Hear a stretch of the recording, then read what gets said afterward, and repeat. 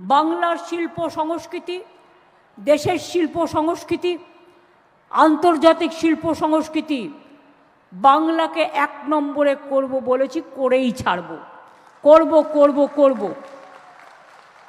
আজকের দিনটা আমরা এই শিব মন্দিরের নাম দিয়েছি মহাকাল মহাতীর্থ।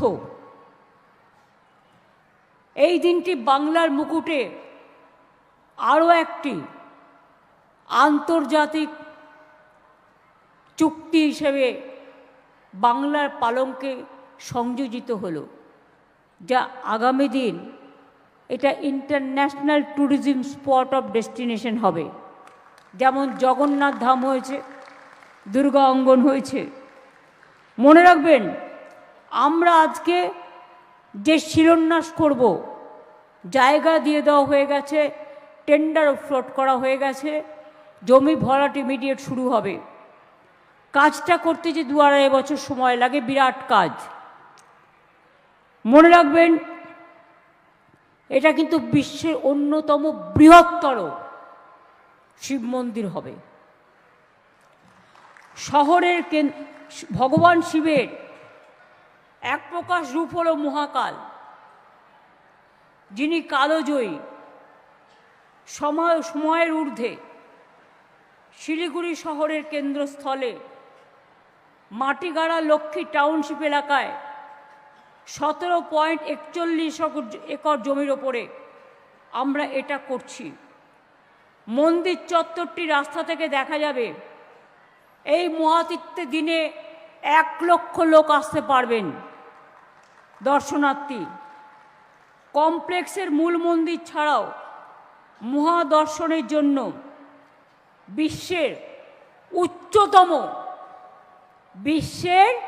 উচ্চতম হায়েস্ট মহাকাল মূর্তিও আমরা তৈরি করছি। এই মূর্তিটির মোট উচ্চতা হবে 216 ফিট। 216 ফুট। ব্রোঞ্জের মূল মূর্তিটির উচ্চতা হবে 108 ফুট। সেটা যে ভিত্তির ওপরে থাকবে সেটাও 108 ফুট। মোট 216 ফুট। আমি সারা বাংলা সহ সারা দেশ বিদেশ সকলকে জানাই আমার আন্তরিক অভিনন্দন। আজকের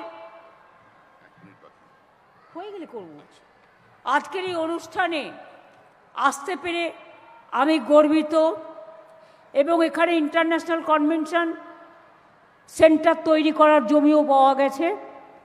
ওটাও যদি প্রাইভেটরা রাজি হয় তাহলে জমিটা আমরা দেব, প্রাইভেট পার্টি ওটা তৈরি করবেন, আমরা জমিটা বিনা পয়সায় দেব। এটা হচ্ছে ইন্টারন্যাশনাল কনভেনশন সেন্টারও এখানে তৈরি হবে, কারণ আগামী দিন বিজনেসের এটা একটা পবিত্র স্থান হবে।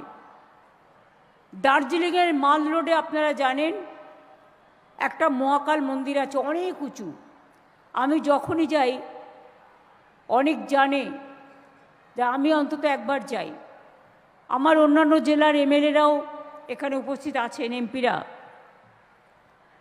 আপনাদের বলি যে এই মন্দিরের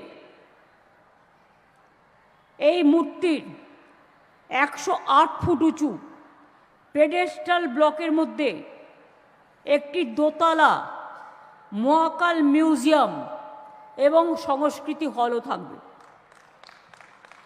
এই মন্দিরে 2টি নন্দীগৃহ থাকবে, যা পূর্ব ও পশ্চিম দিকে অবস্থান করবে। মন্দির চত্বরের সীমানা বরাবর 12টি অভিষেক লিঙ্গ মন্দির থাকবে। এটাকে ঘিরে 12টা অভিষেক লিঙ্গ মন্দির থাকবে, এবং ভারতবর্ষের 12টি জ্যোতির্লিঙ্গের প্রতিরূপ থাকবে এখানে। সারা ভারতবর্ষ এখানে খুঁজে পাবেন। তাছাড়াও মন্দিরের 2টো প্রদক্ষিণ পথ থাকবে, যেখানে 10,000 ভক্তের সমাগম একেবারেই হতে পারে। এছাড়াও শিবালয়ের রীতি অনুযায়ী 4 কোণে 4 জন দেবতা থাকবেন। দক্ষিণ পশ্চিমে গণেশ, উত্তর পশ্চিমে কার্তিক, উত্তর পূর্বে শক্তি এবং দক্ষিণ পূর্বে বিষ্ণু নারায়ণ। দুদিকে দুটি সভামণ্ডপ থাকবে। 6000-এর বেশি মানুষ একসঙ্গে বসতে পারবেন। মহাকালের কাহিনী ও মহিমা, পাথরের শিল্পকর্ম এবং ফ্রেস্কো পেইন্টিংয়ের মাধ্যমে ফুটিয়ে তোলা হবে। রুদ্রাক্ষ কুণ্ডু এবং অমৃত কুণ্ডুও থাকবে, যেখানে ভক্তরা পবিত্র অভিষেকের জল বাড়িতে নিয়ে যেতে পারবেন সেখান থেকে। এছাড়াও চত্বরের ভেতরে প্রসাদ বিতরণ কেন্দ্র, সুভেনিয়ার আর্কেড, ক্যাফেটেরিয়া, ডালা কমপ্লেক্স, পুরোহিতদের জন্য থাকার ব্যবস্থা সব কিছুই থাকবে। এটা একটা পর্যটন শিল্পকে ভীষণভাবে আকর্ষিত করবে। বাংলার শিল্প সংস্কৃতি, দেশের শিল্প সংস্কৃতি, আন্তর্জাতিক শিল্প সংস্কৃতি, বাংলাকে 1 নম্বরে করব বলেছি, করেই ছাড়ব, করব করব করব।